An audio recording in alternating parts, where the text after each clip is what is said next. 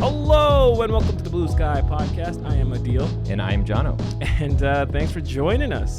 Today, what we're going to do, you ever watch Pinky and the Brain? I was about to do the... Same thing we do every week, Adeel. Try to write a fucking script. That's pretty good. Yeah, which is, so the way it starts, we don't just write a script out of willy-nilly. We start with a prompt. This bowl right here has a bunch of prompts. Like I wrote 4 or 5, Jono wrote 4 or 5, and we pick one, and then that genre becomes our North Star. Is there a better metaphor, better analogy? Yeah. The genre becomes our North Star. Yeah, that's what it is. You know what? It sounded better when you said better, it. Yeah. I think that's better. And then we basically riff, and we together come up with a first draft of a short film script. And that's, we really try to emphasize it's a first draft.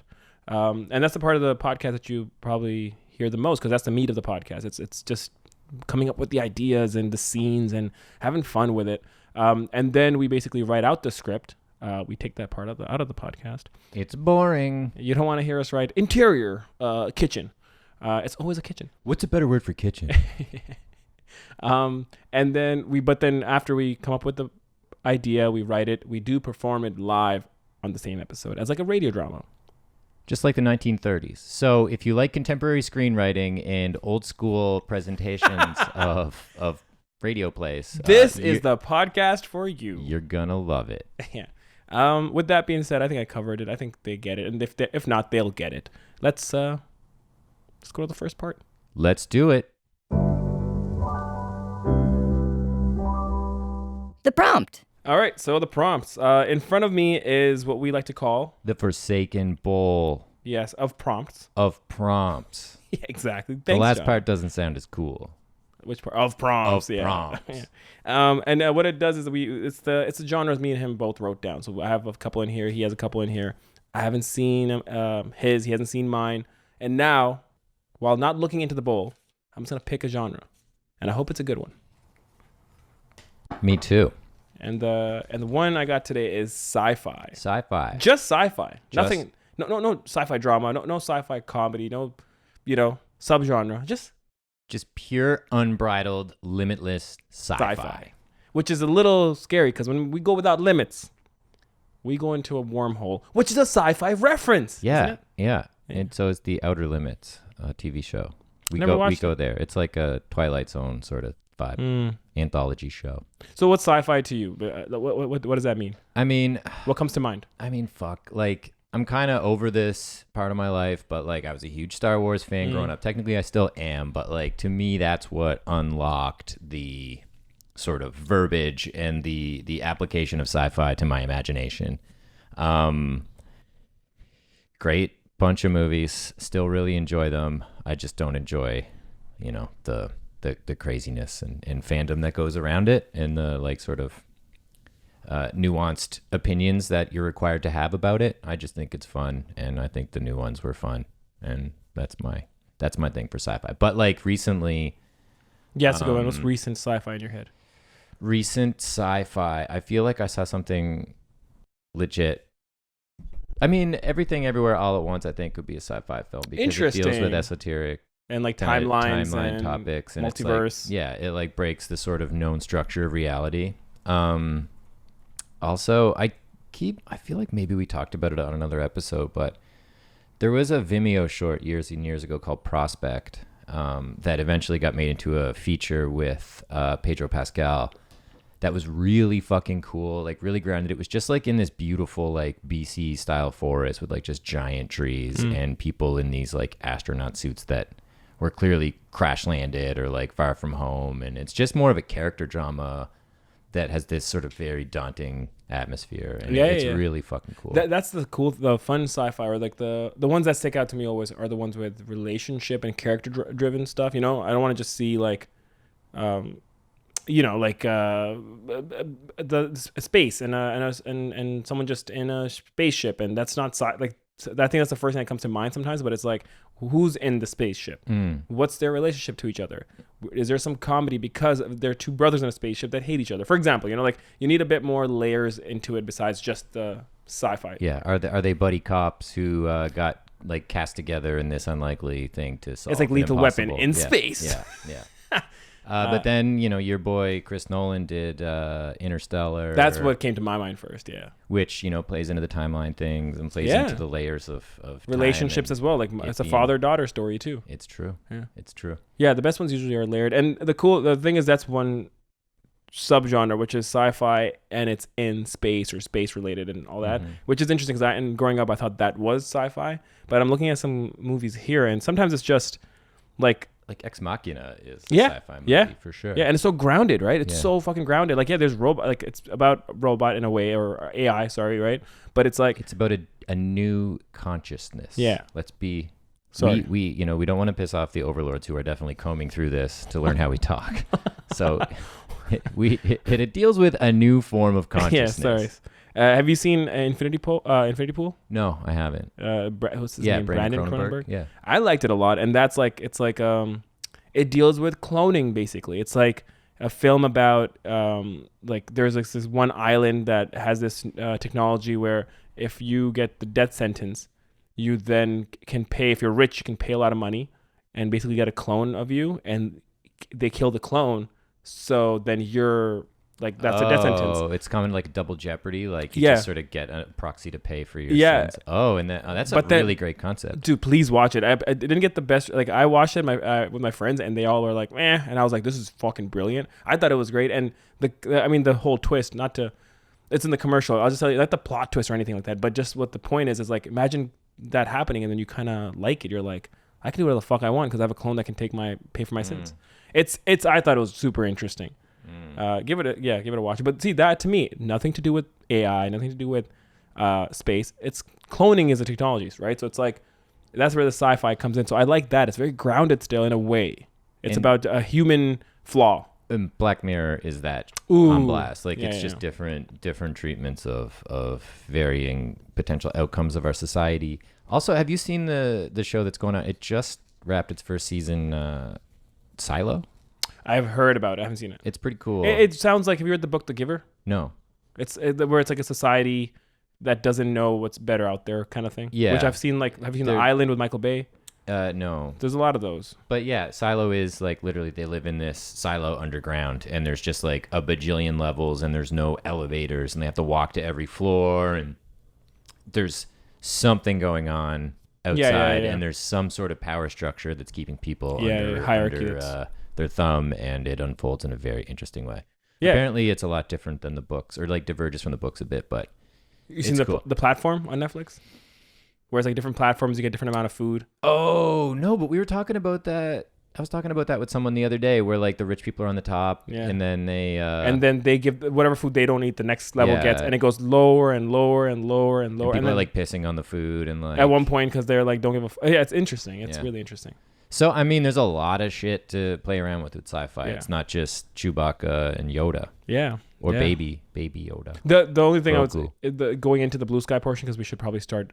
I think we're starting to burn some of the blue sky juice right now. Yeah, but why my thing is, I'll tell you what I like the most, so that we can kind of think about that today. Is because Black Mirror is a fucking great idea, and Infinity Pool and some of the other ones where they're darker because it's sci-fi genre. They introduce a technology like AI or new conscience or cloning, and then human flaw fucks it up. Because Yeah. us with all this new technology that's available to us now, they fuck. That's what Black Mirror is about, right? Like, oh, we have a rating system, like Nosedive, that episode, and it's like humans just kind of fucked each other by taking it too seriously or not knowing how to, generalize it or whatever, right? So that's something that's kind of interesting to me. Me too. Aw, buddy, We're the same. same but different. All right. So Let's move on to the next part then. let's go write some shit. Blue sky. Welcome to the blue sky part.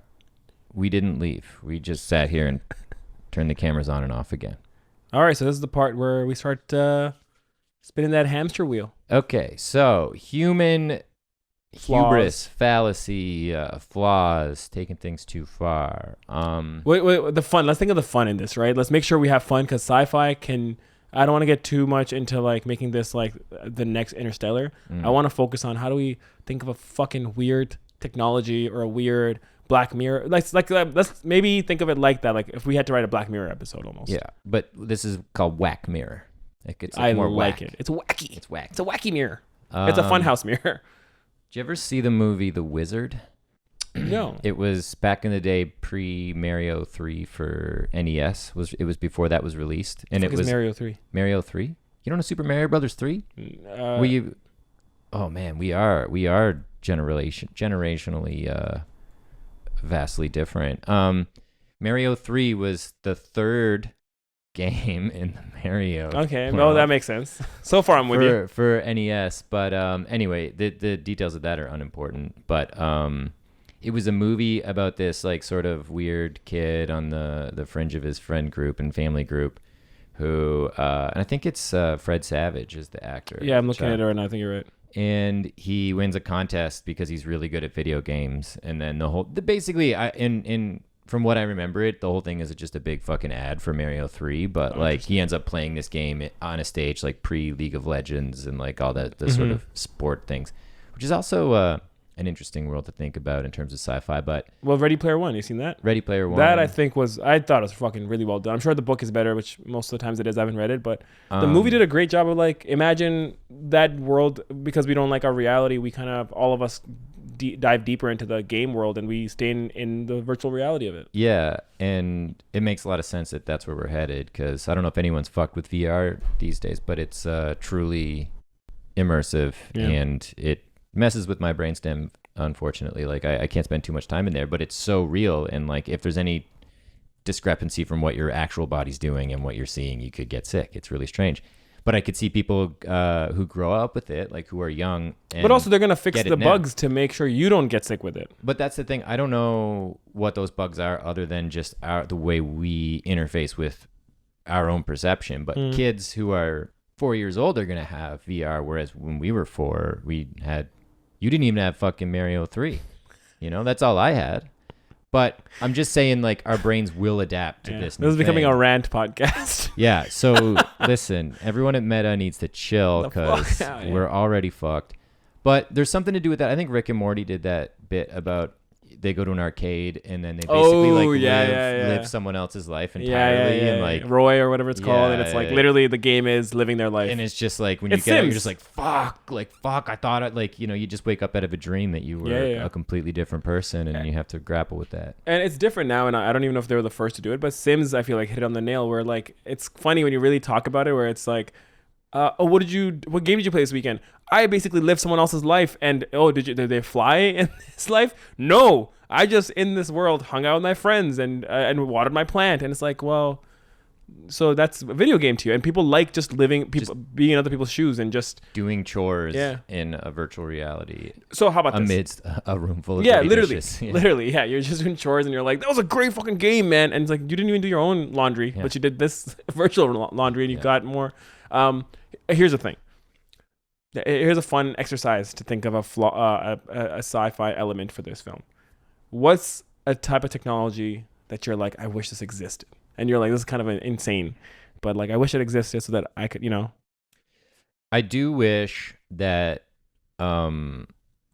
you could sort of broadcast ideas a little bit more. Like if you're like, here's how I want the shot to look, and you don't have to go like, what? You don't have to go to Shot Deck and like you can just go to your brain and it'll broadcast medium it. Shot of this. You just go like, I want this sort of thing. Because like even like writing treatments and stuff. Like if I could just when you say treatments, like a film treatment. Like if I'm pitching on a commercial job, I'll put a treatment together with all kinds of images and references and words that tell people what I'm gonna what you're envisioning to do, what I'm envisioning for the job. But like just and a kind of AI is sort of starting to do this where you type in a bunch of prompts and then get a proxy of what you might be thinking, but it looks a little off and it's hard to edit and whatever. But if I could just be like a shot like this and then just like project it, So where would that come from, the projection? Is it like your brain has all these film images, or is it literally your brain? Like, you know what I mean? Is it a database? No, it would be like it would translate your electrical activity to an image. Like, those like Star Trek or Star Wars holograms where it's just like it's like the impression of a person kind of on a. Have you fucked with Star Wars? Wow. I'm not a big Star Wars guy. That's cool. Just imagine like a little hologram. That's just like a screen. Yeah, I get that. pops Yeah, up I and get you that. can But just be I'm like, just saying, where's it coming from? It comes from your brain. It's like a direct translation of the things for your brain. Okay.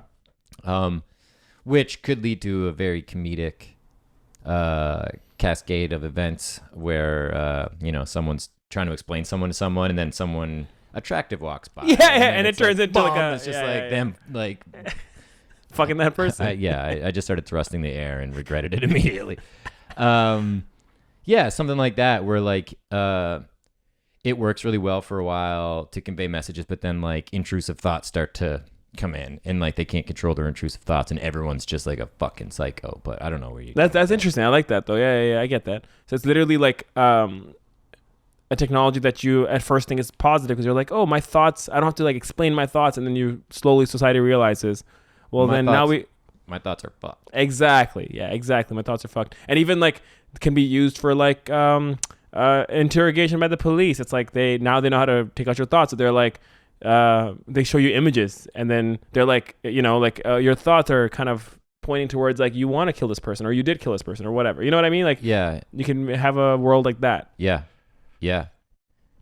Is this memory or is it imagination? Is it interesting? And then how do you discern that? And there could be like ethical dilemmas involved in like, well, that wasn't a genuine thought. That was something I made up. I like this, imagination or memory, because it's like, but then I'm just trying to think, how do you, because what I like about the best kind of sci-fi is you take this fucking grand idea and then you put these rules on it and you put it into a bottle, and then you're like, so that the film isn't so like two films that are on the opposite spectrum. There's Inception, that literally is a word. I actually haven't heard of that movie. Oh, yeah, if you hung out with me, who directed it? Christopher Nolan. Oh, okay. If you hung out with me, you've heard of it. But literally, I wasn't even trying. Okay, this just works really well for this sci-fi genre. All right, you have Inception, which is, oh, we're gonna go into dreams, but they somehow grounded it, so you're like, oh, because it's thieves and they're stealing something. You're not thinking too hard about like, well, what's the technological way they're doing this? You're like, no, they're thieves. They steal ideas,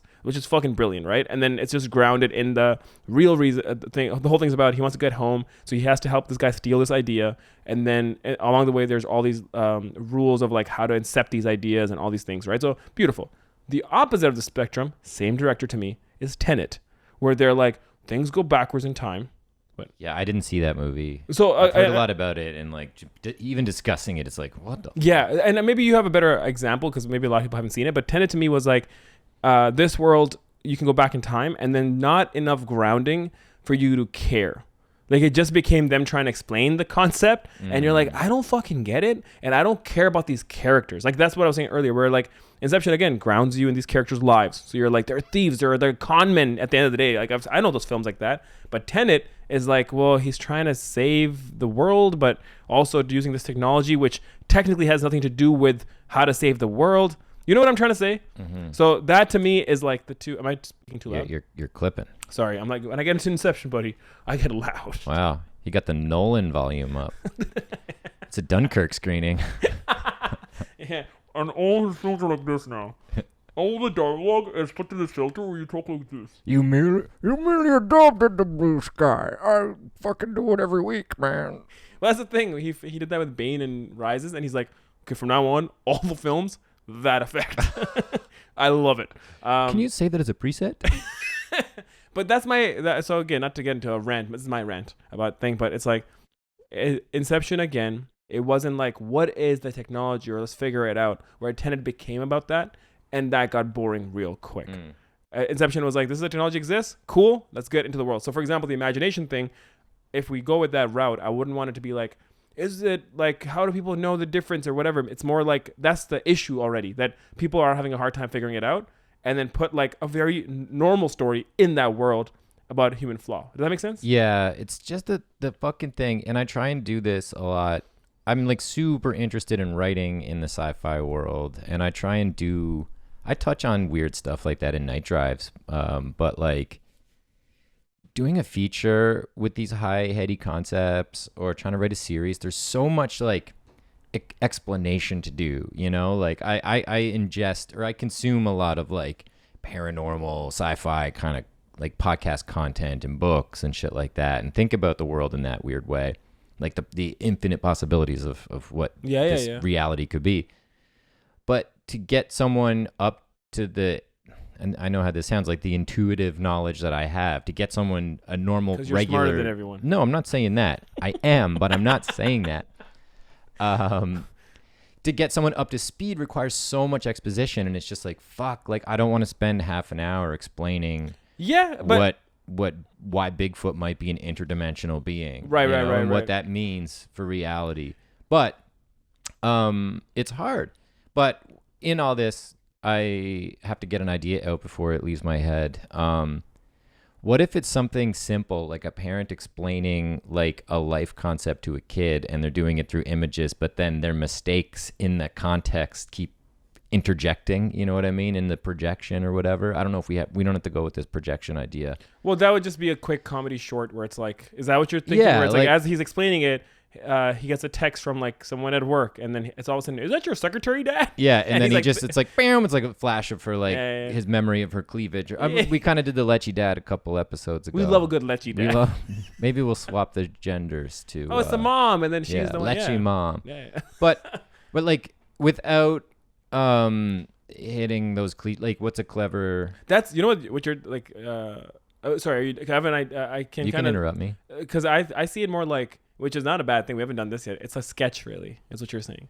What I mean is like it could be a sketch. Where it's like literally it's like a 3-page thing where it's or whatever how long, but it's just the dad explaining problem, escalation, solution. twist, and then and your blow line is the son then has an imagination thing, which kind of is a funny ending to like he still doesn't get how to make like he's like it could be that's pretty good.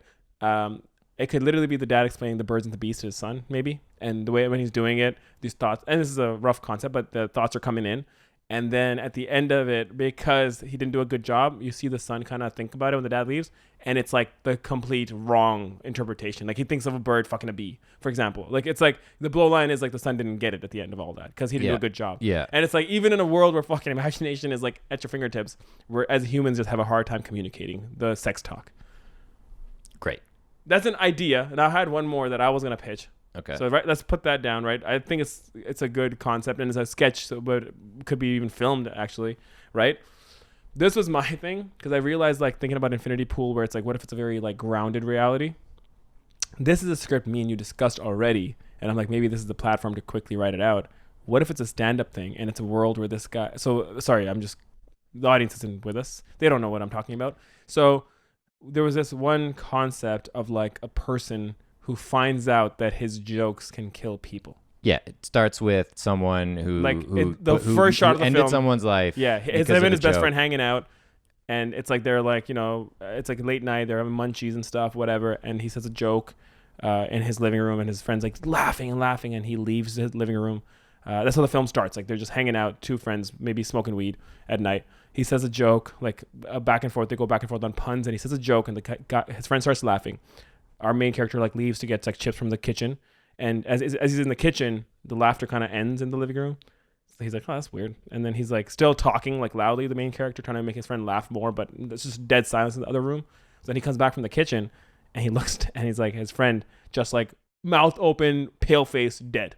Like he choked on his like whatever. And that's the thing, you make it uncertain where it's like, did he just choke on something or did he die from the laughter? There's just like this uncertainty of like, is it because he's so funny?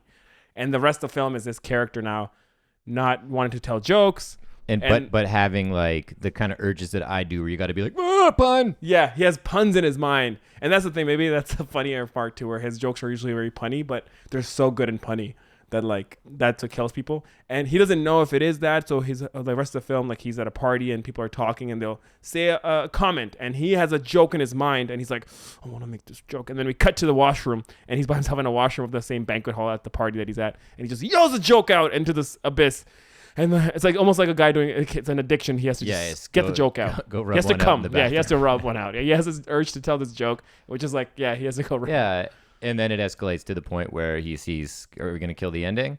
No, I just want to leave it open in case we do write it. So it's a little bit of a. There's a great fucking ending. I think the whole movie's about the ending for me. Those are my favorite scripts. When I think of the ending first, and I'm like, oh, this is gonna be a good film. The only problem I have with what you just said is at the beginning when you said like maybe they were smoking weed at night. Like, what else would they do at night? What do you mean maybe? Yeah, you really didn't like that. I saw your face. It kind of felt. You're like, maybe. I don't know what you do at night.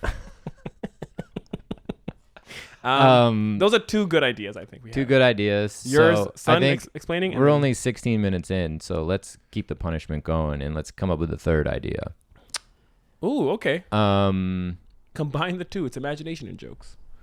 Please don't do that. I don't like that. I already don't like that at all. Yeah, the imagination one feels like I can kind of see it. The joke one would be easier to write. The imagination one, we'd start running out of like, what kind of double entendres do we do, or what kind of yeah, it doesn't have to be about sex though. It could just be about like, how do I build a model plane, and it just devolves somehow. Yeah, or how to shave. No, model plane's better. I see it. That's what I said. Like, I personally, as soon as I think of that idea, I'm like, it's really smart, that idea, because then it's a dad and a son. It's a bottled episode. It's like in his bedroom kind of thing, and he's teaching his son, but then all these distractions happen, and then you have a blow line. I see it as a sketch. Yeah, like a short, like a digital short. You know what I mean? Like SNL digital short. I see it like that because it's a quick progression, tilt, and then the blow line. Mm-hmm. As opposed to the other one, I do see more fodder of like. There's more chance of a rich world, a rich, vibrant, changing world, for sure. I could see that. Yeah. What about literally reaching into the depths of my butthole and pulling out an idea?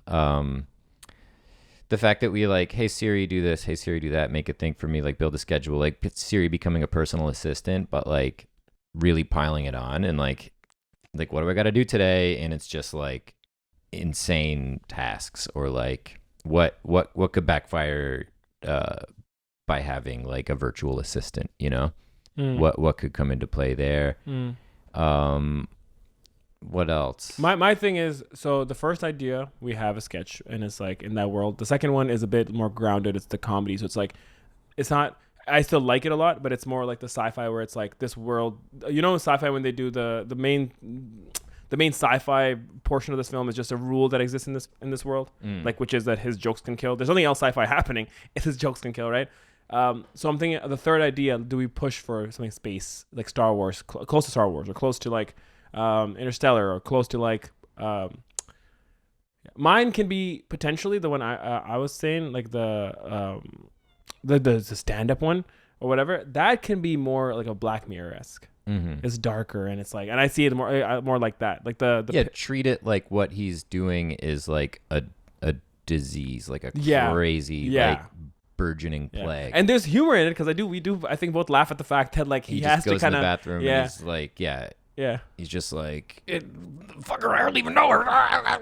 You know, like just the worst jokes too. Yeah. Like, and like I think that we could play with the logic where those puns actually fucking. I think, I don't know if we did discuss quite a bit about these ideas, but there's so many tropes to play with where it's like he's an addict, where maybe he then he hires a call girl, or he goes to a homeless person and he's like, he just kills them because he's like, I have to get this joke out. He's just got it's like Bateman. Yeah. Bateman in American Psycho. Yeah. Like he just goes and he's like, okay, so there's a guy and a girl at a bar, and then it just cuts and like you just see the legs sticking out of a garbage can and him like scurrying out of the alleyway. But I had an idea for a sketch a while ago that if we had the money for it, it'd be amazing. But you know that movie Yesterday where I think Beatles don't exist? The Beatles don't exist, and the guy's like, oh, what about? So he wakes up and the Beatles don't exist, and then he basically steals their songs. He remembers all the songs, and then he becomes famous. He's the only one that remembers their songs, so he pretends as if he's the one who's thought of them. And then Ed Sheeran makes the great note in the studio. He's like, what about instead of Hey Jude, it's Hey Dude? And they're all like, oh.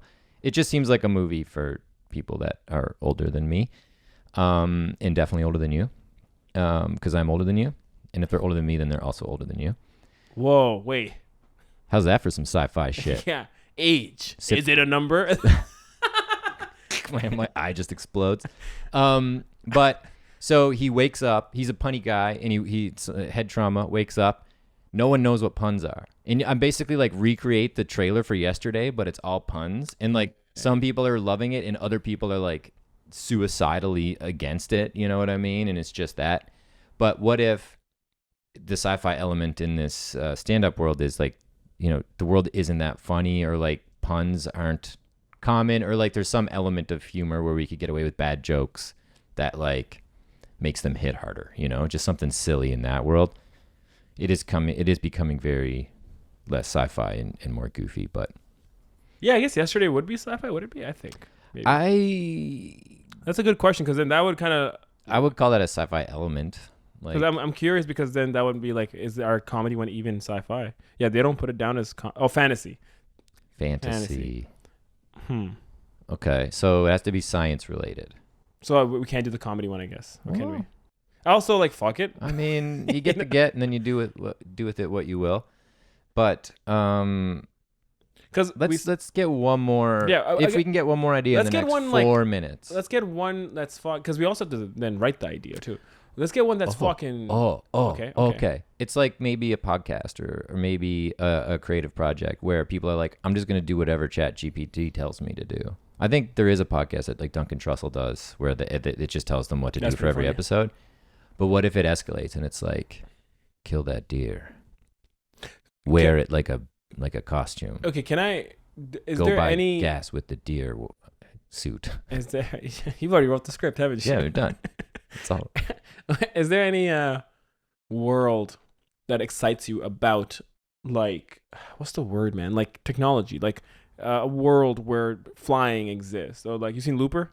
Yeah. Like, go to the future and you can kill people. Time travel exists. Like, is there any world where we can play with that and have fun with it? Like, have you ever seen About Time? I think it's called. It's such a grounded story about. So Is it about time? It is a dude. Get out of my brain much. What's that guy's name? Brendan Gleeson's son, Domhnall Gleeson. You know Domhnall Gleeson. Yeah, he's in a couple Star Wars movies. Yeah, and he's an ex machina. So it's like him, and he finds out that his family has this. All the men in his family has power that they can kind of time travel, and it's a simple thing. They have to go into a closet, close the door, and they come, and then they think of the time or whatever, and then they go to that time. And I can't remember all the details, but that's sci-fi. But it's about it's about a rom-com though. It's him like being in love with Rachel McAdams, but then also being like, is she the one for me? So he keeps time traveling to fix it or figure it out. Kind of like Click in a way too, where it's like just having the power to go back and forth. So I'm thinking like, we're kind of missing the opportunity for something fun there. Where what if it's something that can be like, like you can control time or you can freeze time. That's something that I used to think about is like, what if it's like you can say freeze and everything stops but you.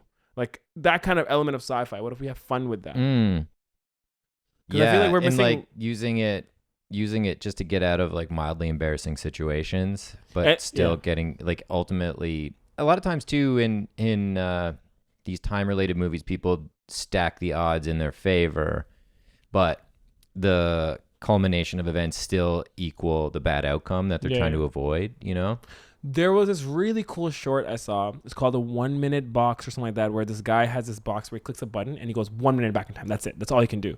And he goes to talk to a girl on a bench and he says something stupid right away. So boom, 1 minute back. So he goes back to talk to the beautiful girl on the bench. They talk for a few seconds and then he's like, nope, that was fuck up. Boom. He keeps doing it until he hits the same thing. And then at the end, there's a reason where she goes, wait, you've done this like 40 times? He's like, yeah. And she's like, what happened to the other ones, versions of you? And he's like, other versions. And then we cut to every time he had pressed it, he would just die. So he was killing him. And then when he would die, think about it, the girl sitting on the bench is like, oh my gosh, she freaks out. So it's like there's 40 sorry, I peeked there. There's 40 versions where he died on the spot that he never took an account that those versions of him just ended and that those realities he's just jumping to a different timeline. Yeah. So that was, and again, that's like existing, but that's what it's so simple and it's about time travel and there's like, it's comedy. It's a funny one. And it's, so. That kind of spurred an idea of like, the new sort of metaverse or whatever, like doing like Tinder style virtual speed dating, but like, you're swiping right or left on a picture normally, but in this, like they kind of phase in and out of your virtual space or something. And like, you could interact with them more, or like, is there a more realistic setting for Tinder, Yeah, no, I totally get it. Like it's so again, I only pull up references because then I'm like, I don't want to say we should go this route. But have you seen the Black Mirror episode "Hang the DJ"? I need more context. So it's like dating in the future kind of thing. That's the point of it. Like, or like dating in just the near future, whatever you call it. Where basically there's this app or this sphere, right? And you get matched with like, you get told to where to go. This restaurant, it'll be a blind date. Boom, you go there. They come, you meet them, right? And then you go on this date, and the meal's been picked for you, and like basically the dating app is choosing everything for you, so that all you got to worry about. Oh yeah, but it tells you how long gonna exist. You're gonna try this person out for 7 days. Was that not the only one with like a happy ending? Yeah. Okay. Oh, that's what I love about it, because at the end you find out like it's all for like. So I mean, whoever hasn't seen it, spoiler alert, but they basically they get the 7 days. You're gonna finish in 6 months or whatever, right? And then they finish. Which means like 6 months, after 6 months, you have to go find a new partner. And you kind of do this until you find the one or whatever, or it tells you you're one, whatever, right? And the whole point is by the end of it, they're matched with different people, even though the first time they meet, the people we see that meet each other in the beginning, the main characters, are in love with each other. But then when they go to, they find separate partners.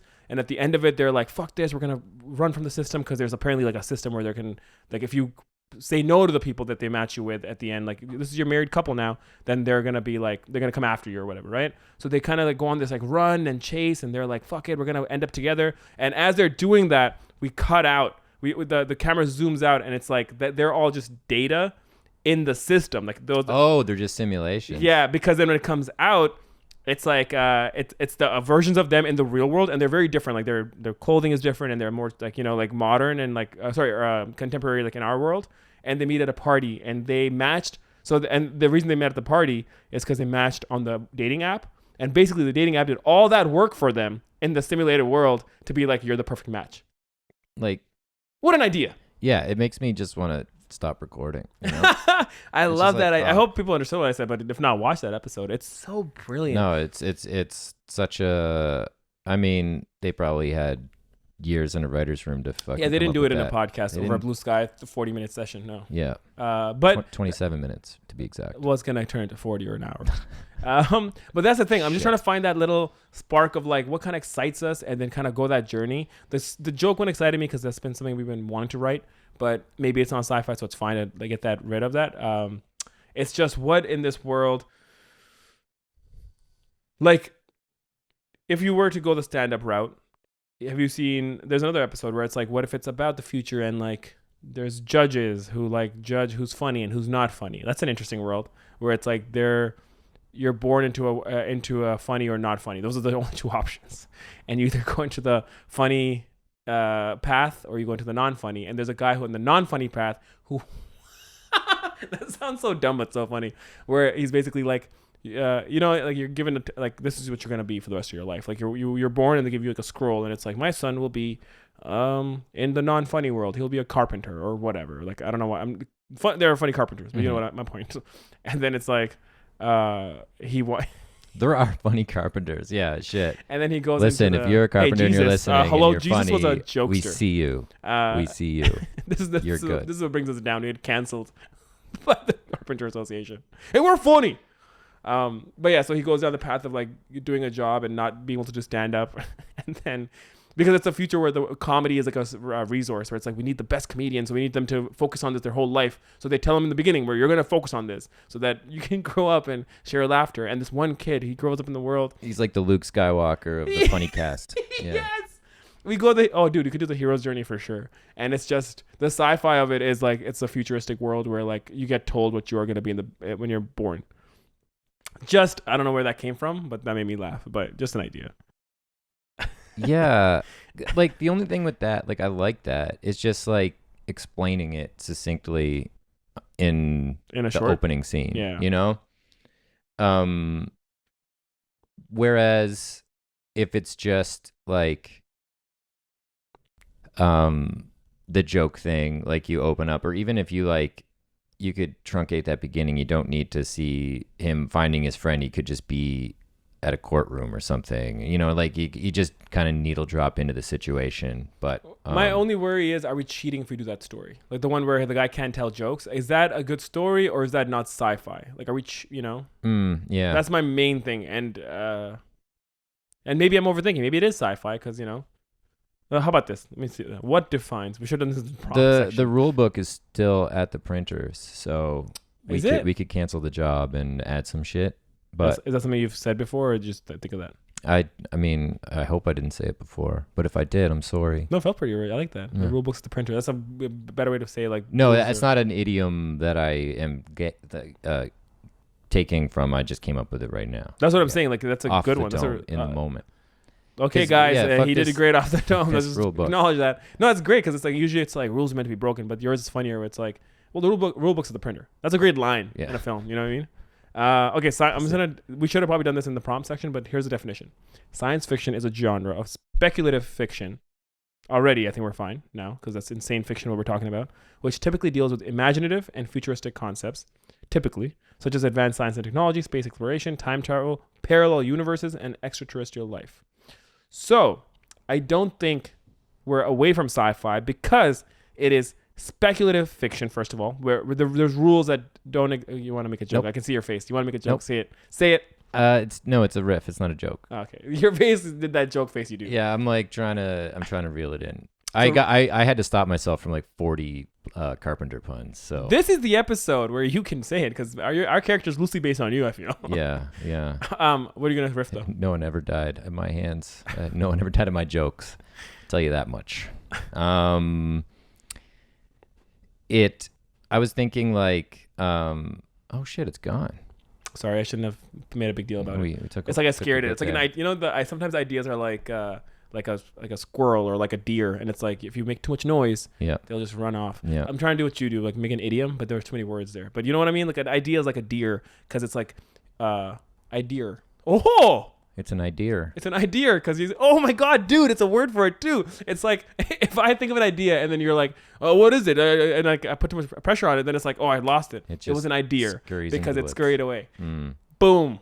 I'm so happy with that right now. Oh, it's back. There it is. The idea is back. What if we we do it's a weird occurrence for this joke thing to happen, and it's like this weird thing that ends people's lives, but maybe that's the trope. We kind of follow that line, but the world is the first scene is the government disclosing the existence of non-human intelligence on the planet, and the first joke is just about aliens. And that's what kills the guy, and then he can't do it. But there's just background shit. So that's what I would stay away from is explaining it too much because you're already explaining it too much. You're like, you know what I mean? You're setting so many boundaries to be like, oh, this government said this, so then this happened. Where I personally, it's just like the comet, from that other. But that was the ending was all about the comet. Right. This has to, and again. But the aliens could come down, and then we could do that blow line. He has to tell them a joke to end them. That's really funny. They're they have no sense of humor, but puns seem to really fuck with them. Yeah, he's the only one that they're shooting missiles at them. Everyone's and rocket launchers, and then he comes in stops everyone and goes, I got this. Yeah. Knock knock. Yeah. And it's a funny knock knock. Yeah. But it's just knock knock, cut to black, cut to the title card. Fuck yeah. Oh yeah, you don't say the joke. It's just knock knock. And then it's like you take a little breath and then fade to black. Yeah. Okay. That could be that you could literally. I'm just gonna, because of my stubbornness of the original. You know how that happens when you get married to the original. I'm gonna fight it a bit, but I'm on board with it because that's a fucking funny ending. That it's not just because the other ending that we discussed. Save the world. Exactly. You're saving the world with the pun. That's pretty fucking funny. Okay. So have we gone around and ended back at this one then? Yeah, I would. Do we want to write this one out right now? I would like to just for a minute or 90 seconds just talk about the parent unpacking a heady topic for a kid and then decide and then making it, because we do still have to in this section. we have to write it out. We have to write all the scenes. Shit, we got a lot of work to do. Okay, let's just do that. Honestly, I've sold myself on it because I was like, it's not sci-fi, but reading the definition, it is sci-fi because it's a world where this rule exists, and we could have fun with it. Maybe not the first draft, let's do the alien thing. Let's do the aliens kind of in the backdrop, but the main thing is about his struggle with the joke telling, and then he has to save the world from aliens. The other one we can make. This one we can't actually make, though, I feel. Okay, sorry. How about this? Let's just talk it out. What are we doing? This is the point of this. So, Alien, explain to me the first scene that you said, because I didn't love it right away, so maybe I didn't hear it right. So, remember the movie Signs? M. Night Shyamalan? Never saw it, but I heard about it. Yeah. Great fucking movie. I know. He has this tendency of just once in a while, banger. Good. Well, he had a run. He had a little run and then put all his eggs in the Lady in the Water basket and blew up his life apparently. Lady in the Water. Is that a movie he made? Yeah. No, the one he made that flopped so much was Avatar. That was like what he Oh, says that is But then he because did of that Lady in the movie. Water to come back or some shit and was like, I'm gonna put my house up for it. No, he did that for Split. He did a second mortgage on his house for Split, and then that saved his career. Oh, okay, whatever. That guy's crazy and he's smart and He's so smart, but yeah, people make he fun goes of him, wild. but he's had a huge impact on our culture. But Yeah, Lady in the Water like, was before the Airbender. aliens come and kind of quietly start infiltrating, and there's like a news broadcast to like show like, oh, there was a bird flying, and then it just hit something invisible in the sky and fell out, and then they discover it was a ship that's just hovering, cloaked above their city forever or whatever. So it could be something like that. And I mean, there's a lot of stuff going on right now in the UFO or UAP community, unidentified aerial phenomenon, the rebrand, the hot new Apple version of what a UFO was. It's like Android versus iPhone. Is it a UFO? There's a or lot UAP? of whistleblowers coming out saying, hey, like, we've recovered ships that are bigger on the inside than they appear to be on the outside, that move in impossible realms of physics, that they've seen with their own eyes. They've recovered body. Like, there's all this shit coming out. So there's this big buzz about the government finally being like, yeah, there's an ancient intelligence that's living amongst us that we have no idea about. And This is real life, or this is it this is real life. Okay, so this not is the real, movie right true now. life. So it could be something like that. It could just be a whistleblower being like, they're coming. Watch out. Okay. But Well, again, I'm with you. Just say all this because I'm already thinking. Because my main thing is how to tie it in where we don't do a whole section on this part in the film. it's just like, But this is again, background, which is news broadcast. Well, you it's know how I like, and then he's picture it? like, oh, those aliens look like trapezoids. And you then know there's what I picture is because here's my issue is like why have the aliens unless sorry we'll get to that. What I'm picturing in the opening already though. Have you seen Last of Us where it starts as a talk show and then the film? Yeah. So it's literally like. It could be literally an film starts, and this is not it, but it's like an iPhone footage of someone whistleblowing me, like so that people don't want you to know, and this is happening, and you hear like thudding at his door, and he's like trying to get this out, and then he posts it, and then the film goes to the title card, and then we cut back because the tone now shifts, and it's just two guys hanging out, and they're laughing about something, you know? Yeah. Yeah. So you got okay, cool. So now here's my thing. Why do we need the aliens, and why does the joke work on them? Is it just randomly at the end that coincidentally the joke works on them, or what is it? Like, how do we know that he's gonna go to the fucking government and be like, listen, I got this? Like, why does he even know that he can stop the aliens with his joke? Well, I think because he would be the first instance of him killing someone. It is starting to fall apart for me too.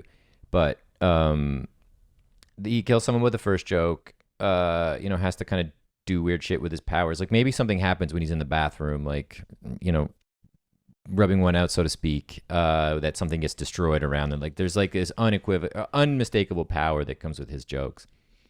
Killing the homeless person, like all these things. And then during that, we hear that the aliens are bad, and he's like, fucking becomes like in, did you watch Unbreakable?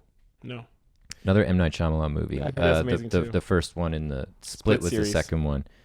Incredible movie, but like it's Bruce Willis is unbreakable, and he slowly discovers his powers, and at the end he like I'm gonna watch.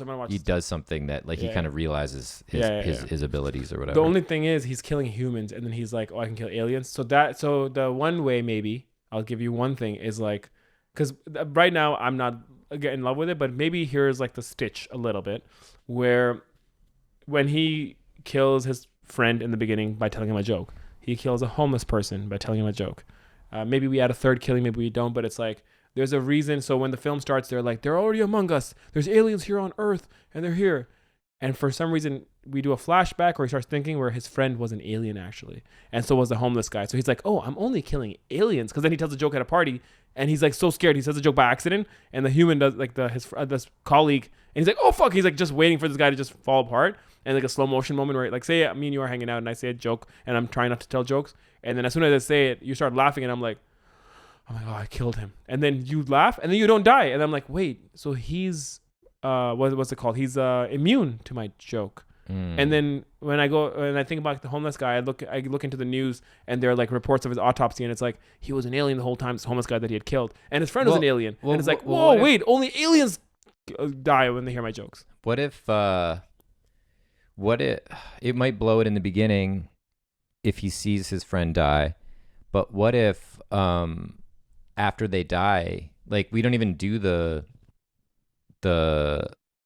news broadcast stuff. We can imply this budding invasion with like his friend dies and then it's like his skin like melts off and like he be like his shape shifting facade disappears. I like that, but then it's like right away we know. But like what? How could we? So here's my way of doing it. So, or my one idea, maybe it's bad, but there's two people he kills, for example, the homeless guy and the friend, right? So friend he kills, and then he doesn't tell jokes for a long time. He does the whole rub one out in the washroom and all this stuff. And I get what you're saying. That's really interesting if we don't And do it's the like closed broadcast casket funeral. Like there's like little things. And it's closed casket, and maybe when he dies, this is too much, but maybe it's like yellow bile comes out, and he's like, that's weird, and he doesn't put two and two because he's never seen a dead body, so he's like, why yellow bile? But basically, the closed casket, right? And then when he goes to his mom, his friend's mom, and he's like, so did they say how he died? And they're being weird with him. They're like, no, it's just he choked on something. And he's like, no, I think it's a joke. And he's like, no, he choked on something. His parents don't want to disclose. And then he's like, he never finds out, right? Then when he kills a homeless guy, same thing. He just dies, yellow bile. He's like, yeah, I guess it is true. I do kill human people. And then basically that autopsy comes out that he was an alien, and that's what stirs the news more. Then he goes to his friend's house, and his mom's being quiet, and she's like, okay, fine, his father was an alien, and blah blah blah, and like she finally discloses that. No, like she's like, you're asking too many questions, and she's like, yellow bile comes out, she starts to transform. Okay. And then she chases him out of the house, and then there's like, a lineup of alien humans on the street, and they're all like standing there, and then he sees like they're all like yellow bile, and they're all like transforming himself, and then he's just like, knock knock, boosh, and you cut to black. You know what I mean? Like you. Yeah. You just do it that way. It's like Arrival meets stand-up. Arrival meets like King of Comedy. That's an ultimate mashup, dude. There's something there. Now, sorry, you have a thought. I don't want to make it a deer. Because like it could start off at a stand-up club, and there could be like a bunch of people. Like he gets we just finished with one joke. Like I have a joke we could use. I won't spoil it here. He gets a big laugh for the end, like, oh, thanks, I'm going to finish my set. Here's the last joke, blah, blah, blah. Everyone laughs, but there's people, like, choking and stuff, and people, like, getting up, and his friend is, like, a little weird. And then they're hanging out later that night, and his friend's just, like, obsessing over the joke. And then he, like, laughs again, bile. Like, so he is a professional comedian. Like, he's not just some, like, clandestine guy telling a story, not stoned on a Wednesday night with his buddy at home. That's his job. So like, no, I get it. And he's like, I think, and like 4 people died after an alleged poisoning at Comedy Bar. And then he's like, no, I think like the same thing happened to my friend. And then it just keeps kind of escalating, and he's trying to solve this mystery, but we have the jokes of him like repressing his desires and whatnot. Okay. He is repressing though. Yeah. We still keep that. Yeah. That's an interesting, because then if it being his profession, then it's like, there's a bit more on the line of him not telling jokes anymore. And then we could still shoot it if we wanted to, because it's just like some yellow bile, It's just like weird stuff. And then, and dude, I need your, I guess what's the word, subjective or non-subjective view, but it's like, to me, there's some charm in the fact, there's a little bit of more of a charm where it's like just grounded humans that he tells jokes to, and that he's not like there is a version like where he's a stand-up comic. I remember we talked about that too, but it's like, is there more charm in this version where he just kills his best friend from telling him a joke?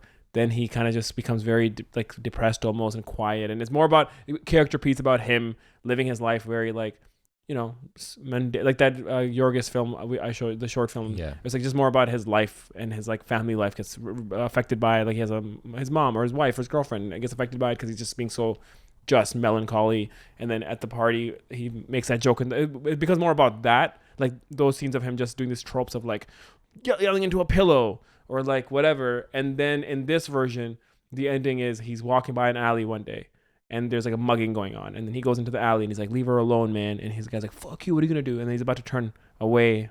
This is the final scene, and he's like, then he turns around and he goes, you know what? He's like, what, are we gonna do something about this big tough guy? He goes, knock knock. Yeah. And then cut to black. And again, I might just be romantic about it because I'm married to that. I do think that his power could be the sci-fi element. If we don't want to go down the alien road. Yeah, that's what it's I'm. Just, yeah. It's just this weird power he has. Because that's what I was reading the definition of science fiction. It's like speculative fiction, right? So it's like, it is fucking a world where this exists, which is already sci-fi to me. You know, the alien thing. I'll be honest, it's really cool because it's like him saving the world in a way, right? Or like it's fucking good. No, it's fucking good. So do you want like then? No, Yeah, I don't know if it applies very well to this. I feel I'm like just worried that I'm just shoehorning sci-fi into an existing idea. My worry, and maybe that's why I'm trying to ask you, because maybe I'm being precious with this original charm of it, because maybe this is the better version because it's like saving the world. But my only worry is like painting that world in. Does it become like we're saying, like then there's a closed casket funeral, and then they're like all we have to kind of find reasons, and the homeless guy dies, and they have to find out that the homeless guy was alien. I'm just worried, are we putting too many reasons? Sure. Should we just set it further ahead in the future? You know, like just have weird tech. You know, it's like a car flies. Sometimes by. I realize, like, have you seen just as one, just like one flying car, just like a car flies by. No, but I was watching Black Mirror last night. Funny enough, we just write hover in front of all the tech. Like his hover phone and his hover watch. Yeah, that's like our it's sci-fi. Yeah, what? It's just Fuck everything you. hovers. Things are hovering. It's not sci-fi to me. Fuck you. I was watching Black Mirror, and there's only one episode I had never seen, which was have you seen the first episode ever, the pig one? Yeah, where the prime minister has to fuck a pig. Mm-hmm. That to me, I was like, where's the sci-fi in this? But then I'm like, oh, it's a world where this guy like kidnaps a person. He uses like security, like technology to do it, and the world is just set in a future where like Twitter and everything else matters so much, where he's so worried about his image because people are polling online and all this shit. For those unconcerned with spoilers and have not seen it, the Prime Minister of the UK gets blackmailed, says we've kidnapped some royalty, the princess, and if you don't post a video of you fucking a pig tonight on the local news, we will kill her. Yeah. And then it's just the moral dilemma of like, what do you do? First he says no, and they're like kind of cool with it, but then the public starts turning on him through like Twitter polls and stuff, being like, if he doesn't do it, he's like this and that, and he's like, they're like, if you don't do this and she dies, your safety, we can't guarantee your safety because the public might come after you. So it's like this world of like, you know, technology in a way, conundrum, yeah. And it's also the fact that they're like finding the kidnappers are like giving rules because they're like, what if we just like CGI it? What if we got an actor? Remember they got like a male porn star, and they're like, what if we put a mask on him and then CG his face? It's a whole thing, a storyline in this episode where it's like, what if we do this? But then the kidnappers give all these rules like Dogma 95, where they're like, you have to shoot this angle and you have to shoot wide and you can't cut at all because it has to be one shot of you fucking it, so that you can't cut away. So it's like kind of technology, but not really. So to me, it's like it's speculative fiction, you know? Yeah. And Dogma 95 is a movement started in the mid-90s by a Danish filmmaker and his cohorts, Lars von Trier and Thomas Vinterberg. And they would not be able to use studio lighting, not be able to bring any props that wouldn't exist. Commandments almost. It's literally like the 10 Commandments. And you have to make like the most independent movie ever. You can't shoot it on film. It's got to be on video, no props that don't exist in the location already. There's a lot of rules, and it's very cool. And there's only one American one, and Harmony Korine directed it. It's called Julian Donkey Boy. Never seen it. They all the certified ones have like a certificate title card at the beginning of their DVD. Cool.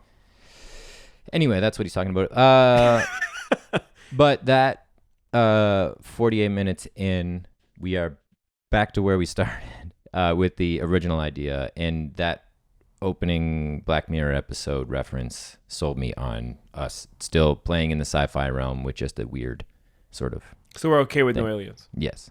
We'll kill the aliens. We'll have aliens in another script. And if you guys by this point are emailing us or tweeting, let us know if you think we should have went the alien route or if you like the one we came up with, because I'd like to know. Mm-hmm. Or, just send me a gift card. Or that, yeah. If you liked it, send me a gift card. If you didn't, if you wish we went to the alien route, then just pick a restaurant and send me the gift card for it. Yeah. As opposed to like a blank gift. Yeah, you can like insult us with the restaurant, but it'll be fine. Yeah. I'll still eat it. Yeah, specific. The more specific, the more you don't like it. But if it's a vague gift card, it's like you can use this at any restaurant. Then hey, you liked it. Just a MasterCard with $50 on it. Oh, I like that. Yeah. Cool. Okay, so now we gotta start writing it out, the beats, before we get into the. I think we got the beat. I think we should just dive into it. Like let's do the beats. Let's be fair to the audience, because they're gonna be, what the fuck? How did you think of this? Where did that come from? Okay. I feel like we got them all in there, but I'm willing to listen. Initial scene. Two friends. I shouldn't be typing this. We'll just talk it out. The first beat. Two friends hanging out. They're possibly smoking weed. tells him a joke. And I don't know what else they'd be doing. Sorry, they're smoking weed. They're smoking weed. Tells him a joke. The main character, let's give him a name. Juno. Nope. Julian. Yeah. All right. As in Donkey Boy. Because I just referenced that movie. Oh, did you? Yeah. That's funny. I'm picturing like a high school friend of mine named Julian. He had curly hair. I don't know why. I always picture Nick in this role, but In this role, Yeah. interesting. I picture more JJ. oh yeah, You know? hmm that's cool. I don't know. I really picture him. Go with the white guy. It's cool. the Jewish white guy. Okay. You're safe. So it's like the two friends, they're hanging out. He says JJ Julian something. He says a joke, walks into the other room. He's hearing his friend in the other room, Nick, laughing, and then when JJ notices that his friend's not laughing anymore, he kind of comes back into the room and notices Nick's dead. He's like mouth open, just even still yellow bowel, even if he's not an alien. And then cut to baby title card, and then we cut back, and it's basically. Is JJ? Do we show the courtroom scene that he gets put on trial, or it just starts with like a courthouse and you hear the off-screen narration being like, and the court decides not guilty, and then the doors open and everyone's walking out and JJ's walking out and he's like kind of sad because he feels like he should have been acquitted, and he walks out and then gets in a car and he's getting in his car. He sees the mother and father of his friend and he's just like heartbroken because like I killed my best friend. Cut to. It's like maybe months later. He's at a party. He's at a party and it's just like a slow push in. Yeah, and like like he has the glasses, everyone's like laughing and stuff, and he's like just kinda like- there's great riffs happening, and like we should always be teeing up a punchline Yeah. for him, and that he can't say Can't out loud, say it, and he's yeah. just like it's like the most repressed like fucking. He's like the Jeffrey Dahmer of. I just read a comic book called My Friend Dahmer. Interesting. That was very effective and creepy and weird and beautiful in a weird way. But like he's repressing it so hard, and then we see the tension build, then we see the release in his solo things, and we just kind of rinse and repeat. We could jump through time. We could maybe jump through time. He gets married. He gets older, and like it's not. He just becomes a shell of who we are. Like maybe that beginning scene, he needs to be very present and funny and like the light's gone from his eyes. yeah, like, the it's light not is just there, gone. yeah. He's dead. He's a different like, person he now from the barely first talks scene. anymore. You Yeah. know, he just like fucking smokes and like. And I think maybe at a certain age or a certain reason where he's like drunk and he wants to make jokes, he's like drunk walking home, and I think that's where maybe that's when he kind of finds a homeless guy. We got to see the. It's been 10 years, so he tests it out. He's like, maybe it doesn't, because the thing is, in the beginning, it's so vague. It's like, did he kill his friend? Is that what it was? Is he just putting pressure on himself? And he tells the homeless guy a joke, and then. Do you remember that music video "Just" by Radiohead? No. It's a great video. I don't care about spoiling a music video. They're playing in a room or whatever, and then the whole thing that they keep cutting to, the scene that they cut to, is a guy laying on a sidewalk. There's a dude laying on a sidewalk, and everyone's walking by. It's all subtitled. And it's like people are like, "Why are you lying on the ground? Why are you lying on the ground?" The guy's just like, "No, leave me alone. Like, don't ask me." And the thing progresses, and there's this big bridge, and they're like, "Tell us." Like, there's a huge crowd, and they're like, "Just tell us why you're lying on the ground." And then he's like, "Okay, I'll tell you." And then the subtitles stop, and you just see like lip flapping, and he's like laying on the ground. He's like, blah, blah, blah, blah, Yeah, blah. yeah. And then at the end of the bridge, it cuts to this aerial shot that just kind of like scoops past everyone, And they're all dead? everyone's laying on the sidewalk. Oh, now, interesting. You know, Because he told them. And so like you see the joke, like talking to the homeless guy, like gives him some change, starts a conversation, and it's like he's about to leave, and he's like, "Can I tell you a joke?" And then it's like, okay, so there's a woman in a bar, she's sitting alone, and then you kind of dolly out, and then it's the just voice like gets muffled slower. Yeah. and then a couple minutes later, you see him run out, and again, like the legs sticking out or something like that. You just cut abruptly to a shot of outside the alley that he was in the street. We don't Yeah. ever have to like do those kind of jokes. Like when we hear the jokes that kill, we don't have to hear the punchline. Yeah, but we yeah. only hear like funny punchlines when he's like alone. Well, I like the idea of it pushing out slowly, and you see as the camera moves back past, it's like diegetic sound, I guess, where it's like it's fading away because the camera's further away from him. So he's like, so a woman in a bar and she's sitting alone, and then getting quieter and quieter, and the camera's pulling back away from them. So then he's just using his hand motion, and he's telling the joke still. But now as we move back out of this alley, we hear the street noises more. So it's like it's kind of, we don't hear the joke, and then we cut out to a new shot of the street. and we just hear footsteps, and he runs into the street like panicking, like he's killed someone, and he runs off. So it's like we do the job there where you killed him. And then later on, there could be a montage too where like he starts to like get his rocks off more, you know, and it's just like him. He's killing people. Well, maybe like it could. He does this thing and he's like instantly remorseful, kills this homeless guy.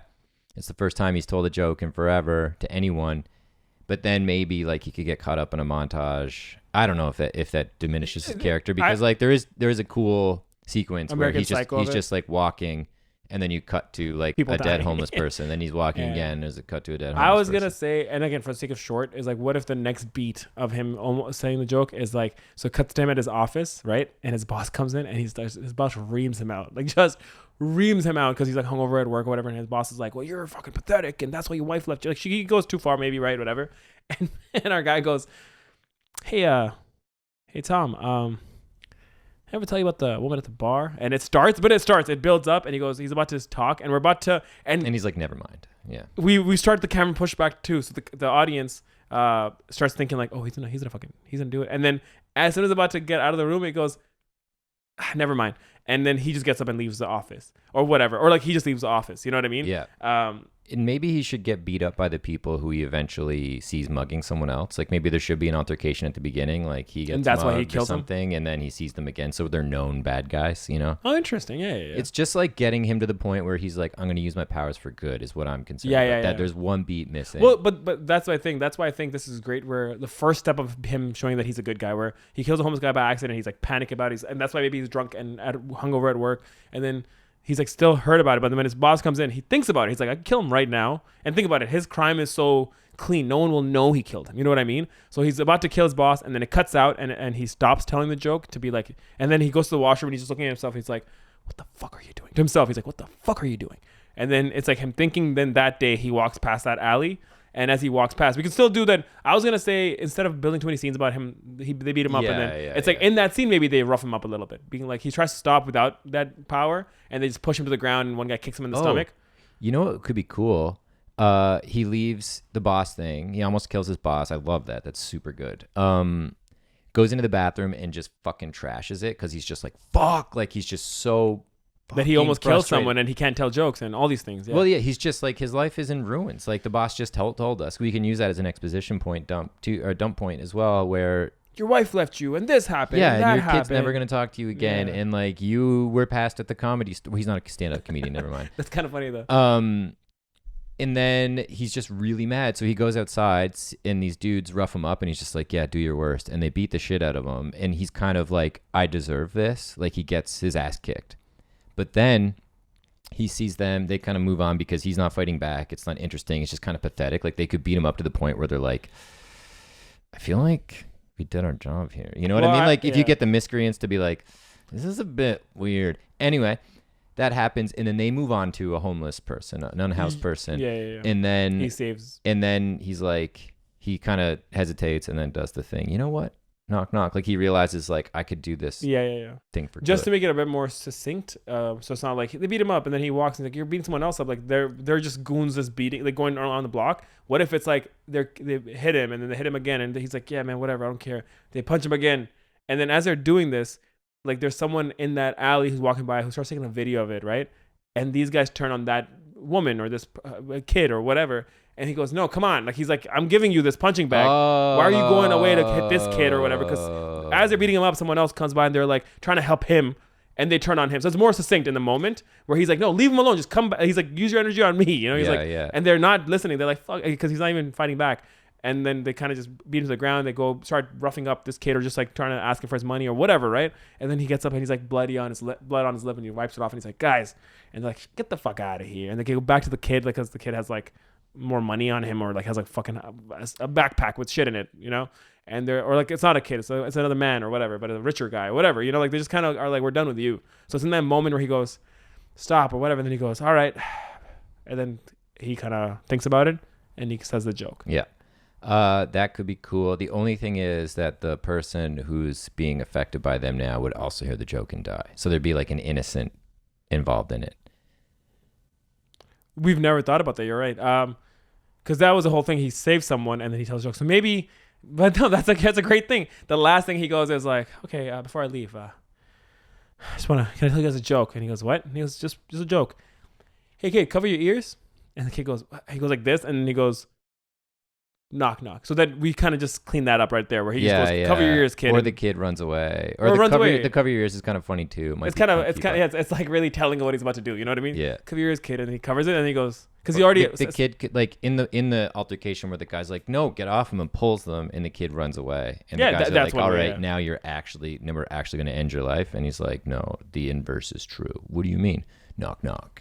He says the inverse is true. Well, I don't think if you wrote Terminator, this is not like, sorry. I'll be back shortly. That's what he would turn it into. The inverse is true, bitch. My first foray into writing was writing APA standardized psychology papers. So I throw in science words a lot. Well, guess what? The inverse. It's like the most epic action moment in the film. This is true. Statistically, you're going to die now. Like what? They're just like, what the fuck are you talking about? I'm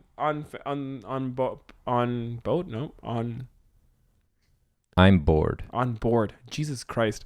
I'm on boat. I said. But you're on board. I ship. Just am bored. Yeah. I'm just bored right now. I'm on board. I'm on board with both. Cover your ears or he runs away. Okay. So we can kind of stumble upon that depending on what energy we need in that scene. Mm-hmm. But I think the beats are there. I would say there's maybe more scenes we can think of, but I think a first draft would be the smart thing. If we were to actually write this first draft, would be we're just gonna write these beats out, and then when you get to the second draft, or if we ever make this film, it's like, okay, let's pepper in some aliens, or like foreshadowing, or like this or that. I'm kind of getting ahead of us. I'm doing the recap part now, but I'm just saying, like, I can already feel that we should stick to these beats, and not add more for the sake of the first draft. For sure. Instead of foreshadowing, let's just do like a 2 or 3 shadowing. Yeah.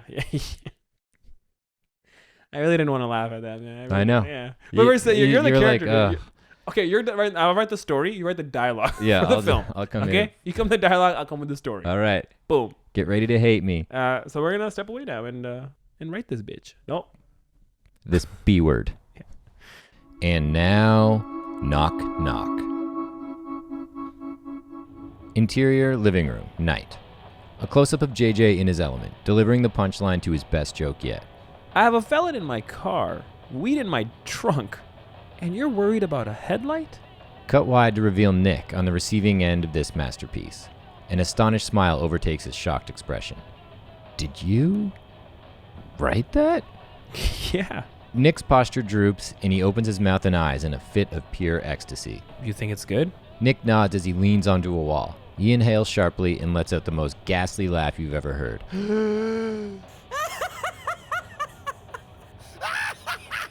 Oh, thanks, man.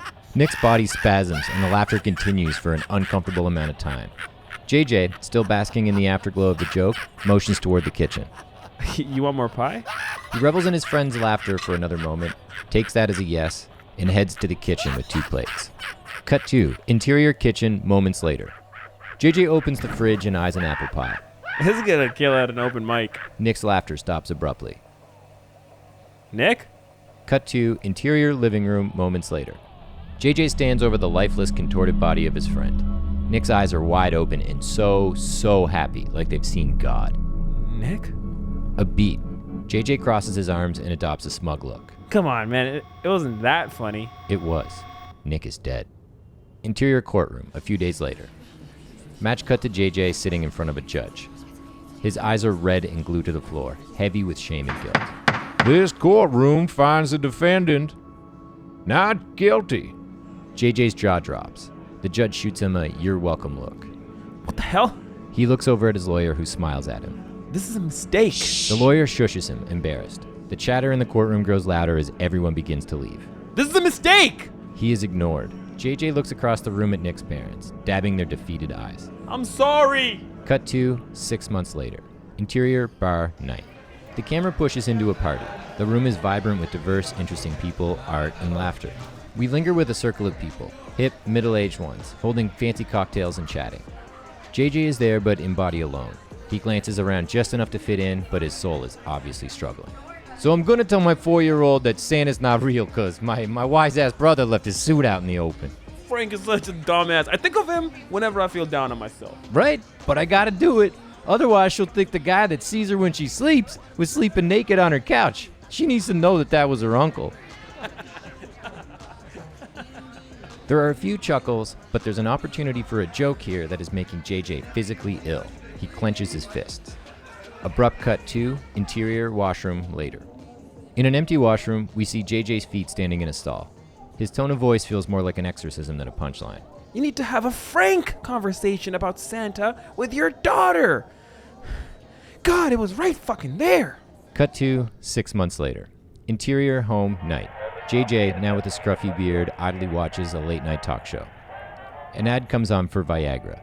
JJ chokes back a smile with a mouthful of beer, but he can't help but go for the joke. That stuff will keep you up. He is interrupted by a loud thump on the wall. Cardboard walls, dude. JJ winds up to throw his bottle at the wall but hesitates. Desperate to expel the energy, he grabs a pillow and screams an incomprehensible punchline into it. Then he calms himself and reaches for another beer from his six-pack. It's empty. Son of a... Cut to exterior street later. JJ rushes out of his apartment and passes a tired-looking unhoused man. Spare some change? JJ throws up his hood and walks faster. Interior grocery store later. JJ stands in line with a six-pack in each hand, observing all the magazines on the stand, trying hard not to think about jokes. A conversation further up the line catches his attention. I told him his friends can't use our washroom if they're all sweaty. Yeah, you gotta set the ground rules.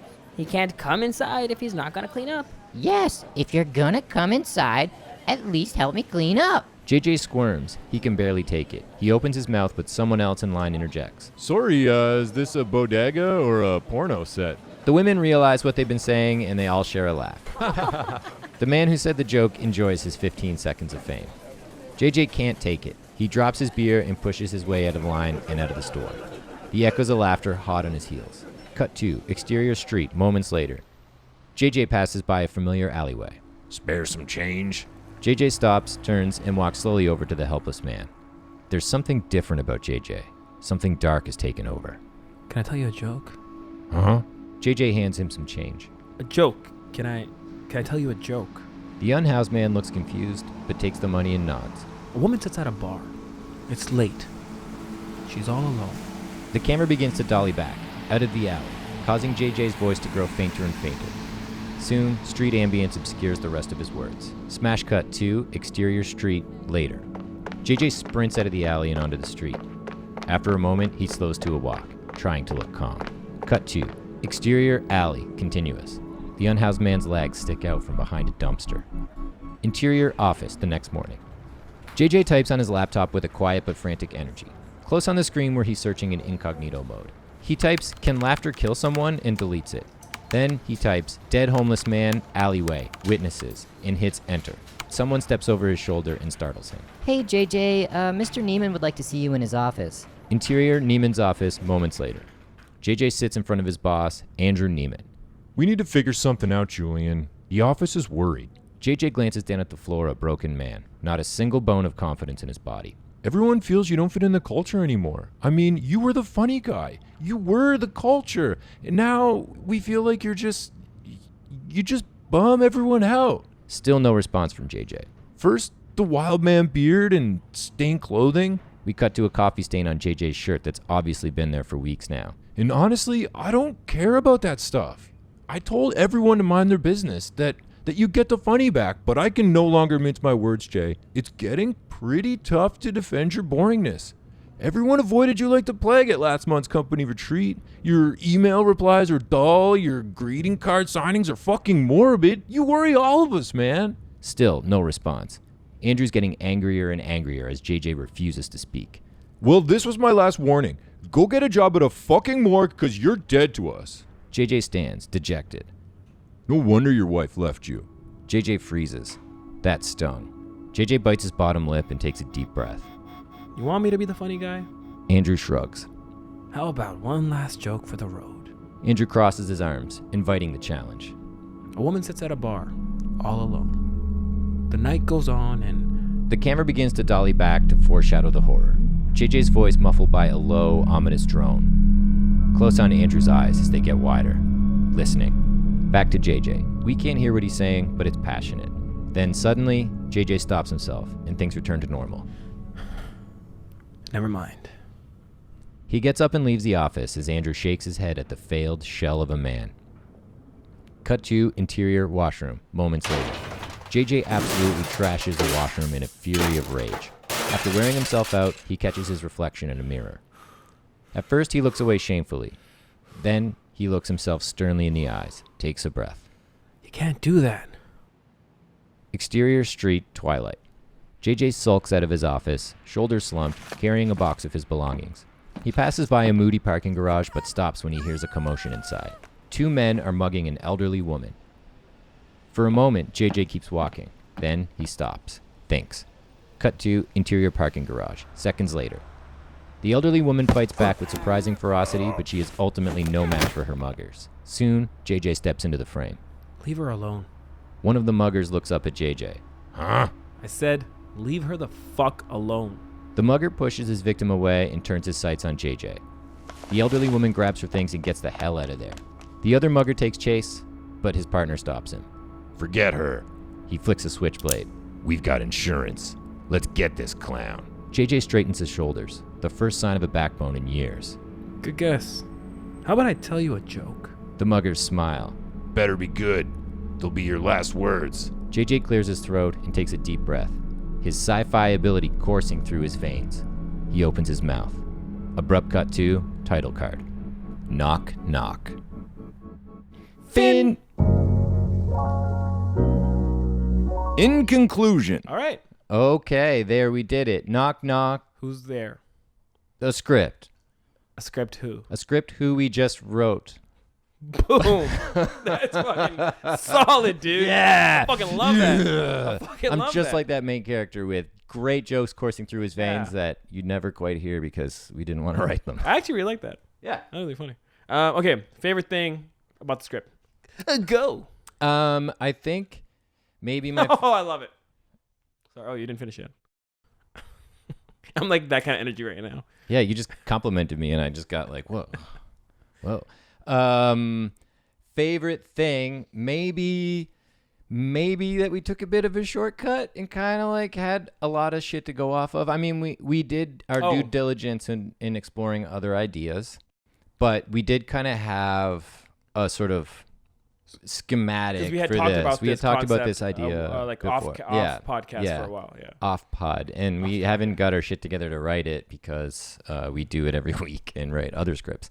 So it was kind of fun to do that. So like, I liked that about it. It was fun to kind of blow that idea out and see it come into fruition.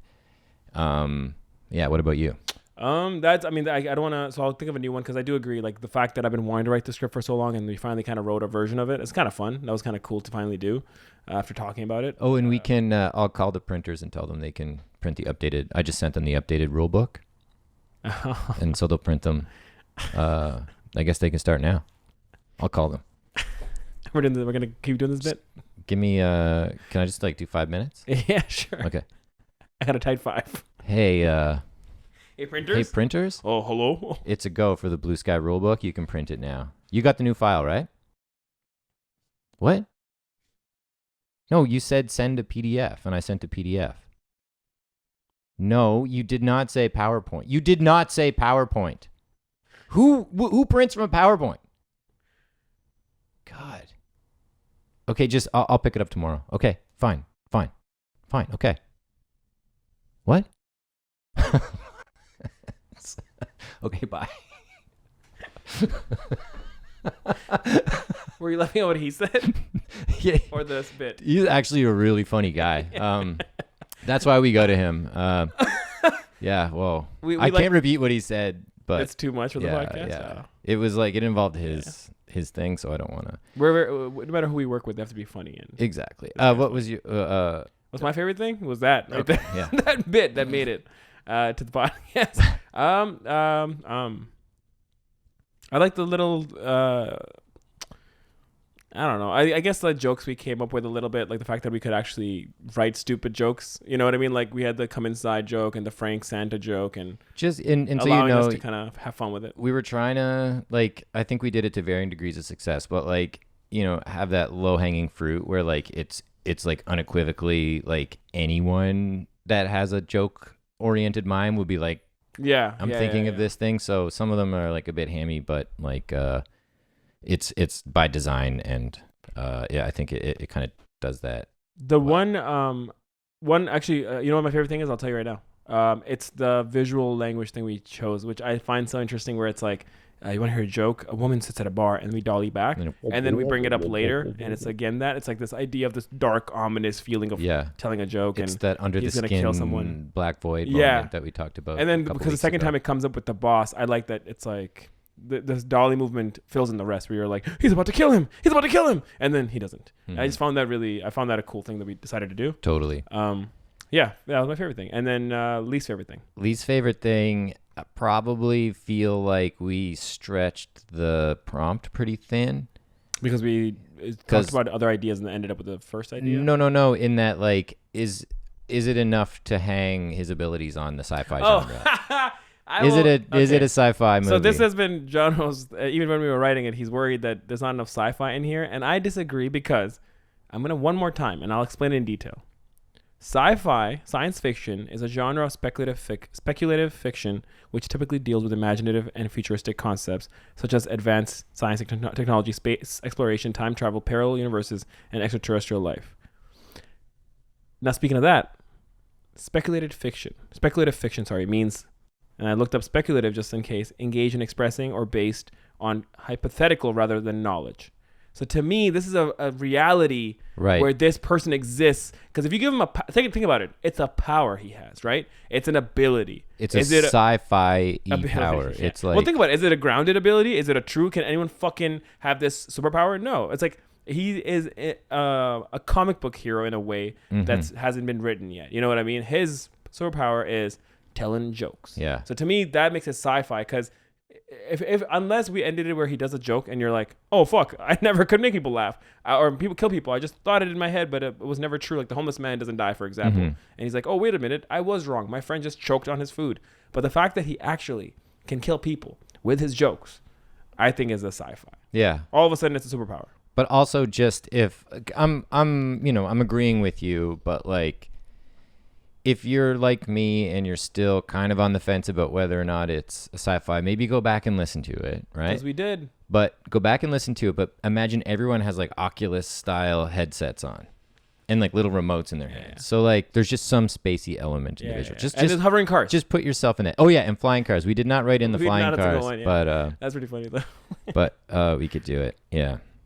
But overall, I think it turned out fine. I think it's cool. I think.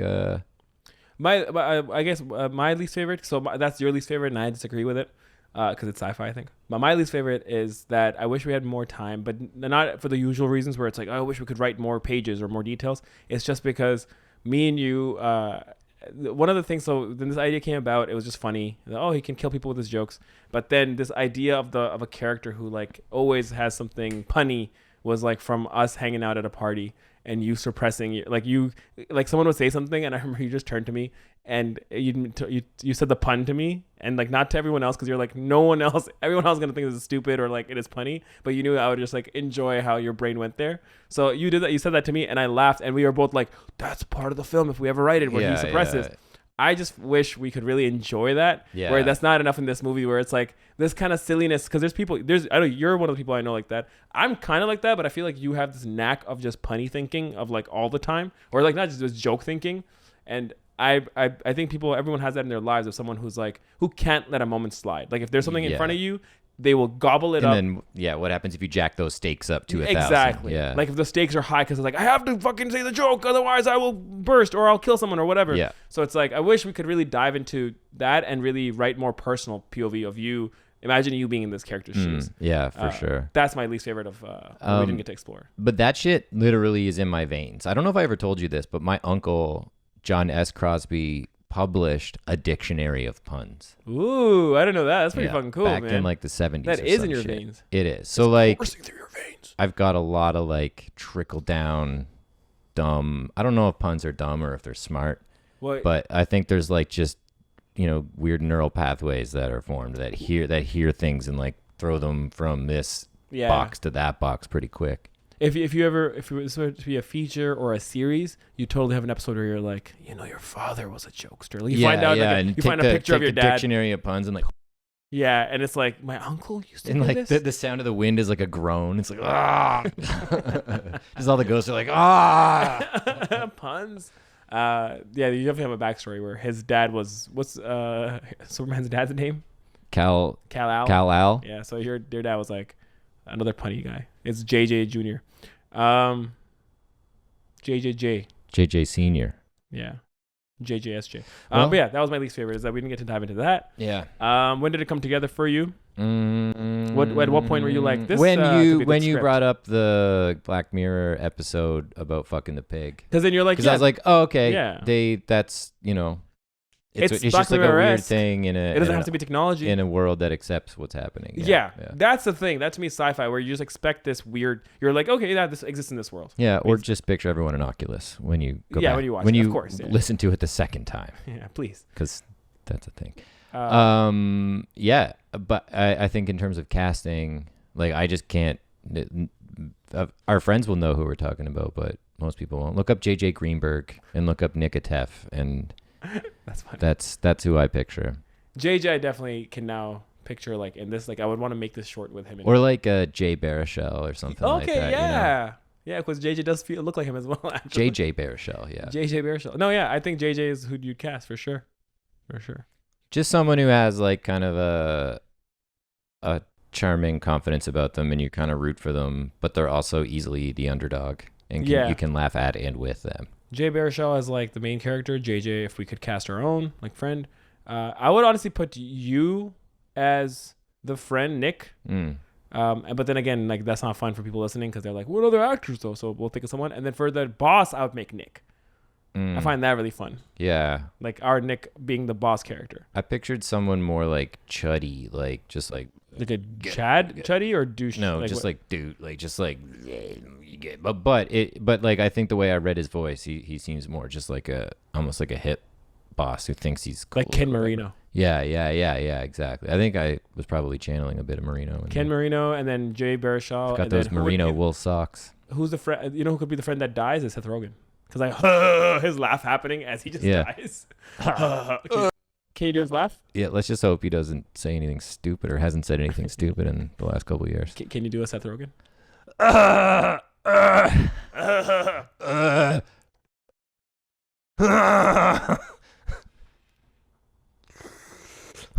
Okay, that's torture. I'm sorry. I'm sorry.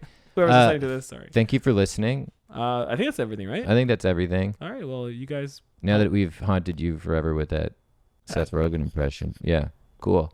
Just picture Cookie Monster with an Oculus Rift on. And that's our Seth film. Rogen, sci-fi man. God, I wish that wasn't the last time. I'm going to just say these words so that this is the last thing you hear. And thanks for listening. Seth Rogen. Fuck!